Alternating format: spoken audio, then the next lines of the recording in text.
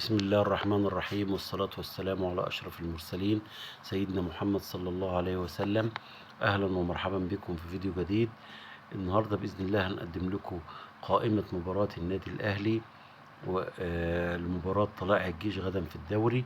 المباراة هتقام إن شاء الله الساعة 7 مساء في استاد القاهرة، وديت من ضمن مؤجلات النادي الأهلي.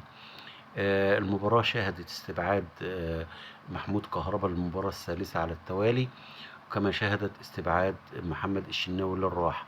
استبعاد محمود كهربا يعتبر استبعاد لسه بالرغم ان هو نزل التدريبات النهارده، ولكن لسه ما كولر ما قررش ان هو يدفع بيه في المباريات، فاستبعده للمباراة الثالثة على التوالي. كما شهدت المباراة عودة أكرم توفيق وطاهر محمد طاهر بعد الإيقاف لثلاث إنذارات في المباراة الماضية. وجاءت القائمة كالتالي: مصطفى شوبير ومحمود الزنفولي ومصطفى مخلوف لحراسة المرمى. خط الدفاع: ياسر إبراهيم، كريم فؤاد، محمد عبد المنعم، محمد هاني، خالد عبد الفتاح، عمر كمال عبد الواحد.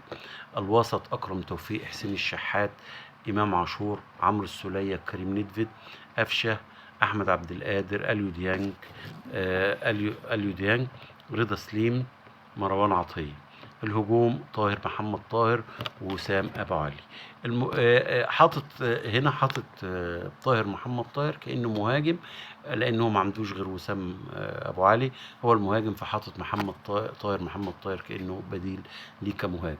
ما نعرفش إن شاء الله إنه هيرجع تاني يلعب بكرة طاهر جناح ولا لاعب، ولكن من وجهة نظري أنا التشكيلة اللي هتبتدي بيها بكرة بإذن الله، أعتقد إنه هيبتدي بمصطفى شوبير، ياسر إبراهيم،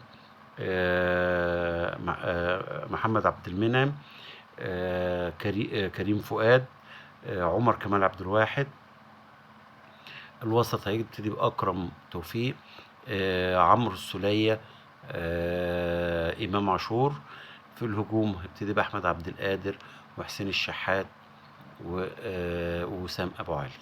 إن شاء الله المباراة تبقى قوية والأهلي يكسب المباراة، ونتمنى لكم التوفيق، وإن شاء الله بإذن الله نكسب الثلاث نقط ونقترب من بطولة الدوري بإذن الله. شكرا والسلام عليكم ورحمة الله وبركاته.